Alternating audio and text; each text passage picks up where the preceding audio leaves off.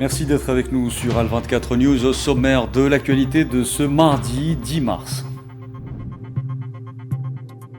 11e jour du conflit au Moyen-Orient, les frappes américano-sionistes ne baissent pas d'intensité, les ripostes iraniennes non plus, ne montrant aucun signe de désescalade.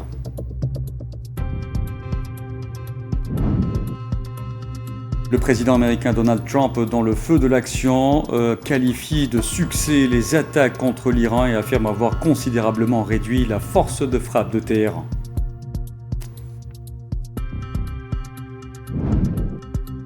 L'Iran menace Donald Trump en rejetant ses avertissements promettant que plus aucune goutte de pétrole ne sortirait du Moyen-Orient jusqu'à nouvel ordre.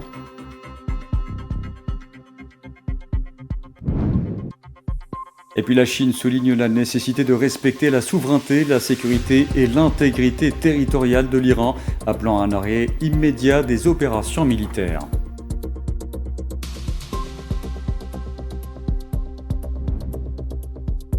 Bonsoir à tous. Le conflit au Moyen-Orient s'aggrave en jours après son déclenchement. Les attaques américano-sionistes contre l'Iran s'intensifient. Les ripostes iraniennes aussi. L'entité sioniste profite du chaos pour multiplier ses attaques contre le Liban, notamment le sud du pays. Les sites énergétiques et militaires sont visés de part et d'autre. Les bombardements sont accompagnés de menaces de plus en plus grandes sur toute la région, notamment les pays du Golfe, alimentant ainsi les craintes autour du marché de l'énergie de plus en plus instable.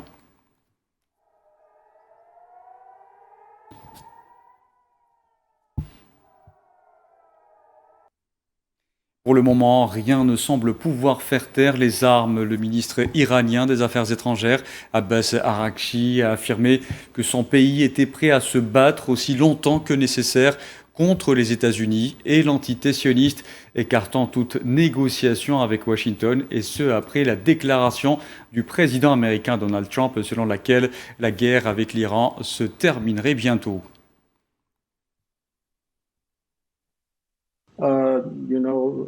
For him to make any comment.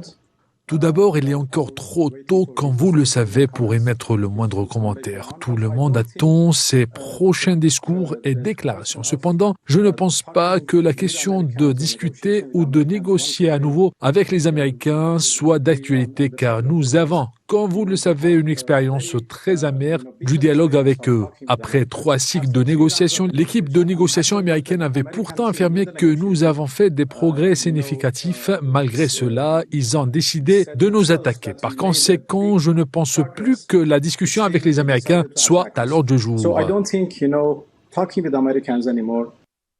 Abbas Araghchi a par ailleurs imputé l'instabilité de la région du Moyen-Orient aux États-Unis et à l'entité sioniste, qualifiant ces agressions de guerre imposées à son pays.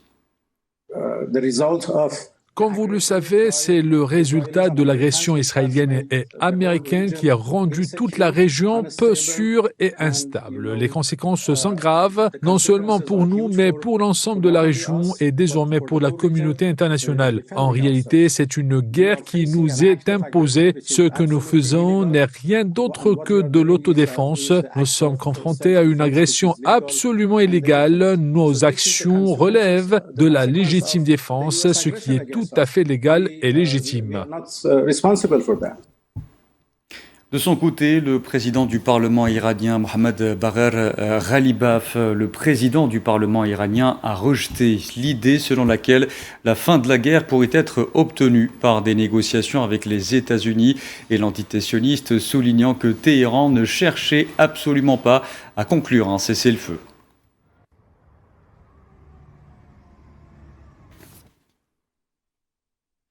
Et la porte-parole du gouvernement iranien, Fatma Moharajani, a rappelé les 2 volte-face des États-Unis en pleine négociation, affirmant que leur but était de diviser l'Iran en s'en prenant notamment à des infrastructures civiles.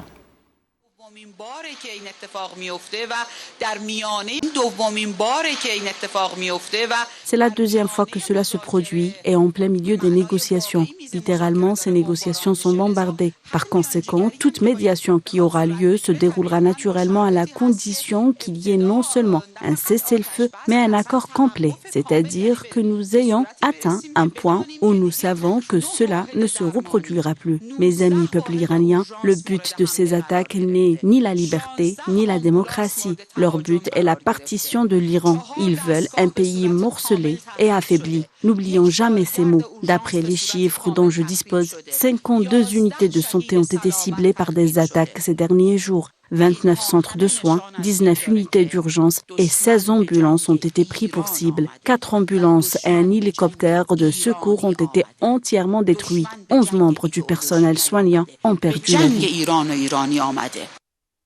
Et dans le feu de l'action, le président américain Donald Trump a affiché ouvertement son optimisme quant aux objectifs qu'il s'est assigné en Iran, qualifiant de succès les opérations militaires américaines en Iran, précisant qu'elles allaient se poursuivre.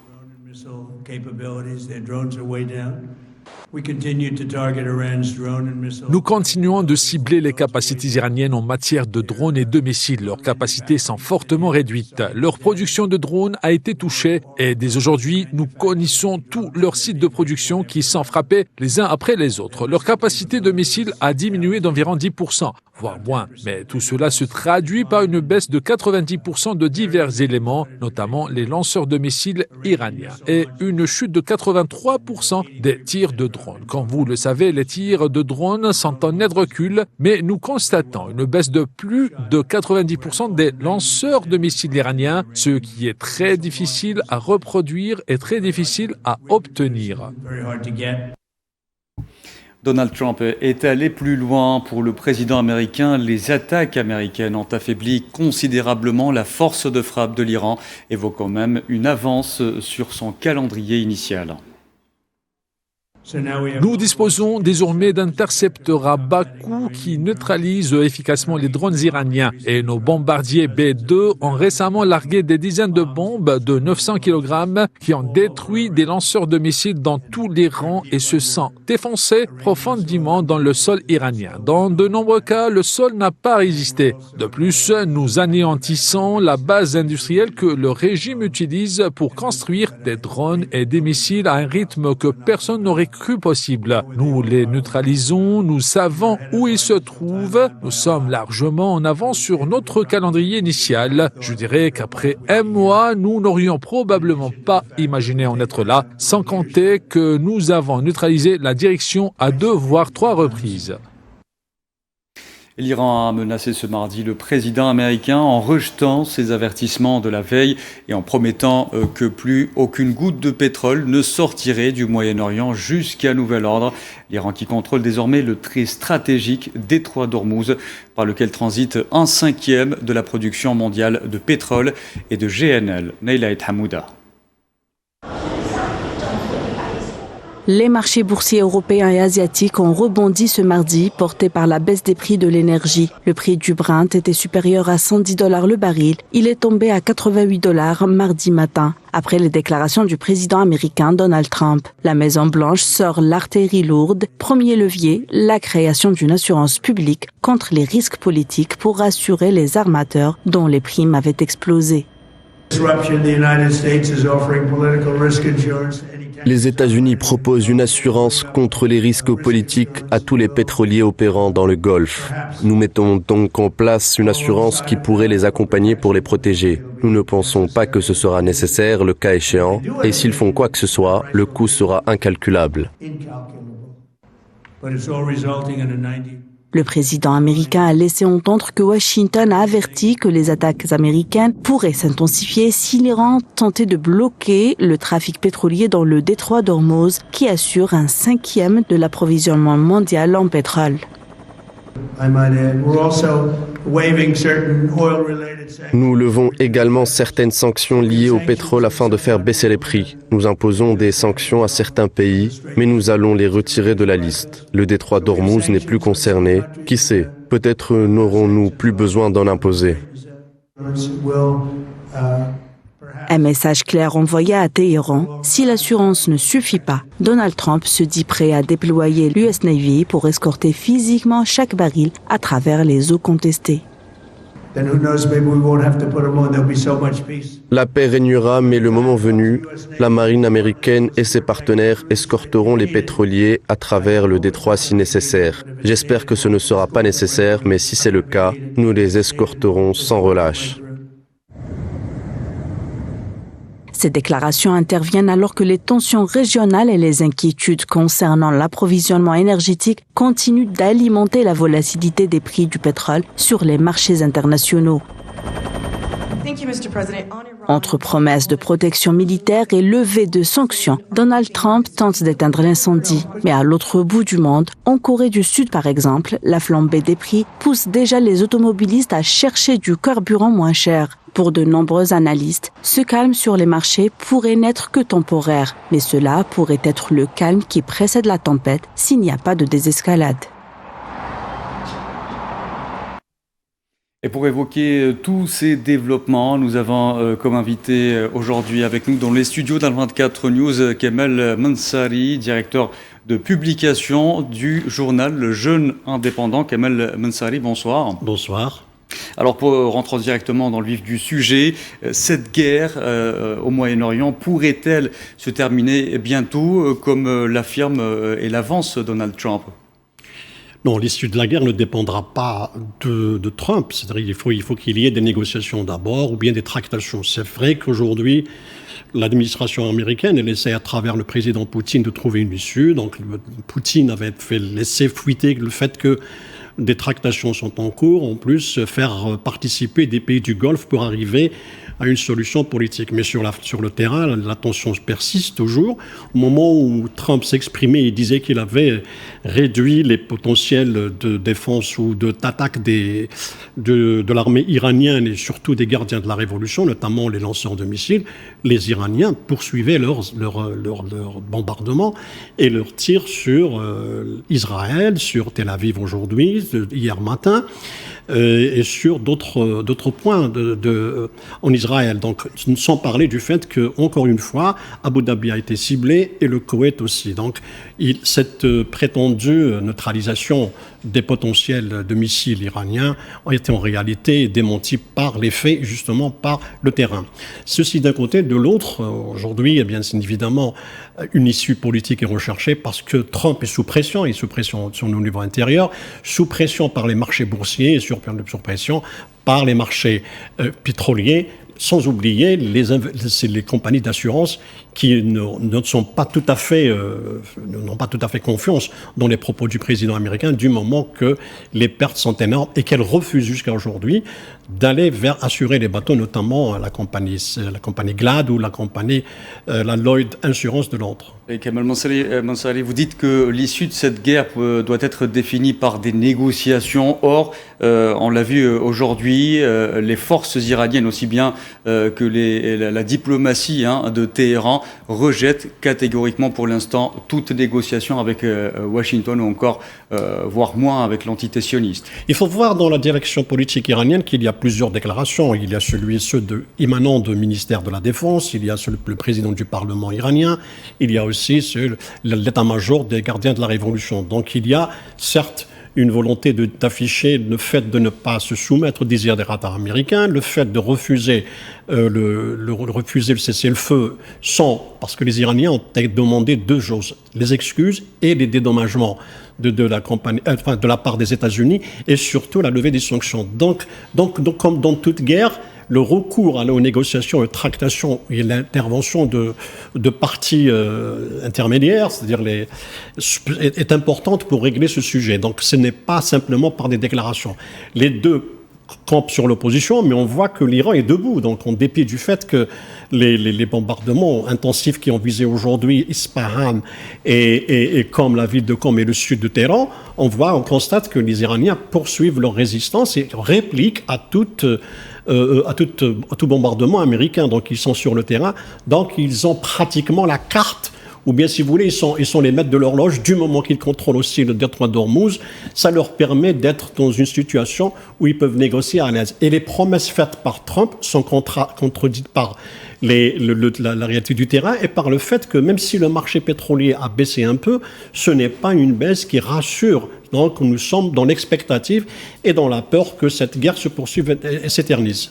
Très bien. Kamal Mossali, je vous propose de réagir à une information que nous venons d'apprendre à l'instant. Le président russe Vladimir Poutine a effectué une conversation téléphonique avec son homologue iranien Masoud Pezeshkian sur fond des développements au Moyen-Orient. Pensez-vous que la Russie pourrait se positionner aujourd'hui comme médiateur entre Américains et Iraniens?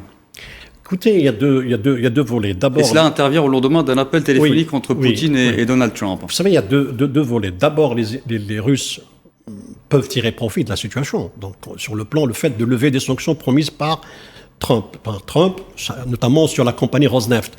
De l'autre côté, il voudrait discuter avec les Iraniens qui sont un partenaire stratégique et historique. Du moment que, évidemment, la Russie était impliquée dans le programme nucléaire iranien et en même temps, c'est un pays qui est proche de l'Iran à travers au sein des BRICS. Donc, c'est normal que la Russie se poserait comme un intermédiaire, mais est-ce que les Iraniens iront jusqu'à accepter des conditions qui ne sont pas pour le moment bien définies pour pouvoir avancer dans les discussions? C'est un prémisse, nous sommes dans les balbutiements de ce qu'on appelle le début de négociation, mais en réalité, il faut attendre la réalité du terrain, c'est elle qui exprime. Mais il y a un autre partenaire qui est important, un acteur majeur, c'est celui d'Israël. L'Israël a voulu cette guerre, Trump l'a exécutée. Donc si Israël est affaibli ou bien l'impact de la guerre est coûteux pour l'Israélien, évidemment, donc on ira vers une solution politique comme l'a été le cas en juin dernier. Et l'Iran, on l'a vu, a exigé aujourd'hui des garanties, en référence. Évidemment, sans garantie, bien sûr, c'est des garanties. Au volte-face des deux dernières sessions de négociation. Kamal Mossali, restez avec nous. Nous allons aborder d'autres aspects de ce conflit. Vous avez évoqué tout à l'heure l'Europe et justement devant les ambassadeurs de l'Union européenne réunis à Bruxelles, le président du Conseil européen, Antonio Costa, a indiqué que la Russie était le seul gagnant dans cette guerre jusqu'à présent. Le pays restant l'un des principaux exportateurs mondiaux, les principaux pays étant principaux exportateurs mondiaux de pétrole et de gaz. There is only one winner in this war. So far, there is only one winner in this war. Russia.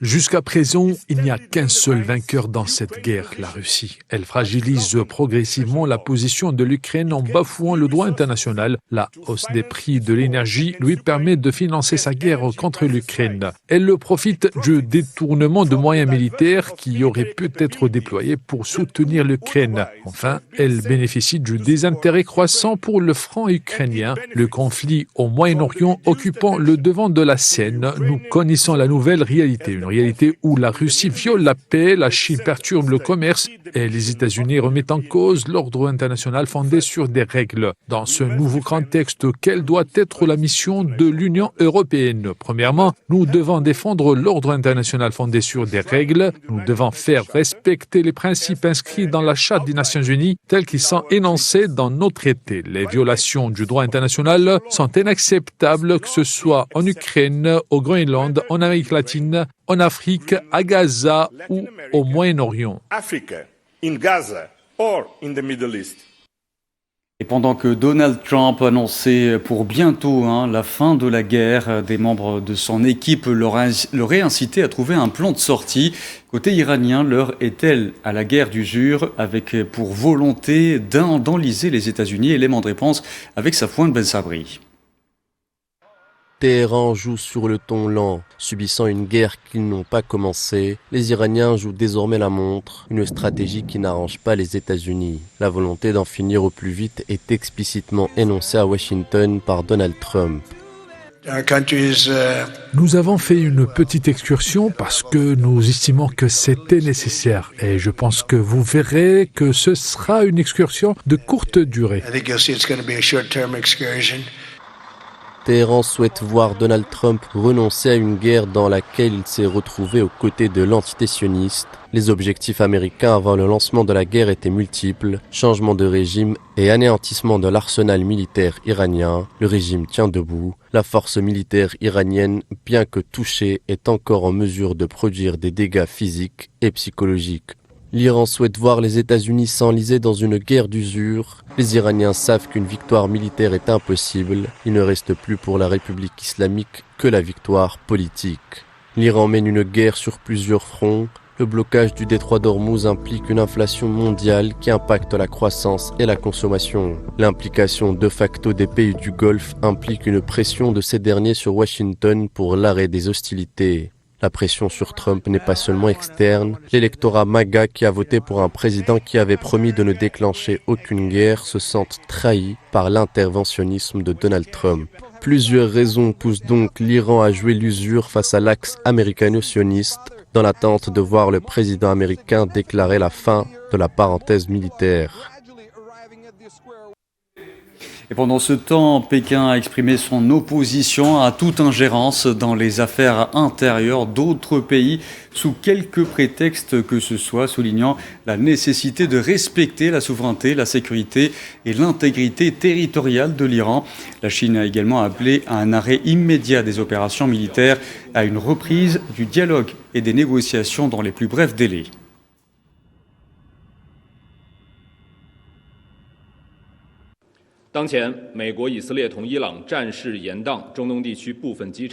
Nous sommes vivement préoccupés par la persistance des tensions actuelles au Moyen-Orient. Toutes les parties doivent cesser immédiatement les opérations militaires, éviter toute nouvelle escalade et empêcher que les troubles régionaux n'auraient un impact plus lourd sur la trajectoire du développement économique mondial. Il incombe à toutes les parties d'assurer la stabilité et la fluidité des approvisionnements énergétiques. La Chine prendra les mesures nécessaires pour protéger sa propre sécurité énergétique. De son côté, le président russe Vladimir Poutine a proposé différentes options de médiation et des moyens de réduire les tensions dans le conflit iranien. Et ces propositions sont toujours sur la table. C'est ce qu'a indiqué ce mardi le porte-parole du Kremlin, soulignant que Moscou était prête à apporter toute l'aide possible pour réduire les tensions au Moyen-Orient.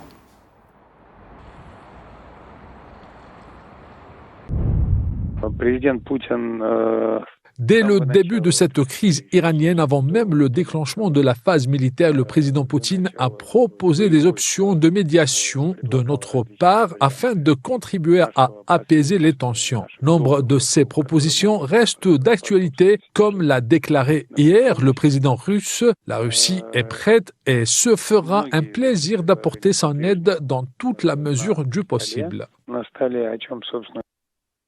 Voilà, et on arrive à la fin de ce journal. Merci à vous de l'avoir suivi. Juste avant de conclure, je remercierai Kamel Mansari d'avoir été en direct avec nous. Kamel Mansari qui est directeur de publication du journal Le Jeune Indépendant. Merci beaucoup. C'est moi qui vous remercie. Kamel Mansari que vous pouvez retrouver dans un instant dans votre émission quotidienne L'Échiquier International. Excellente soirée à tous.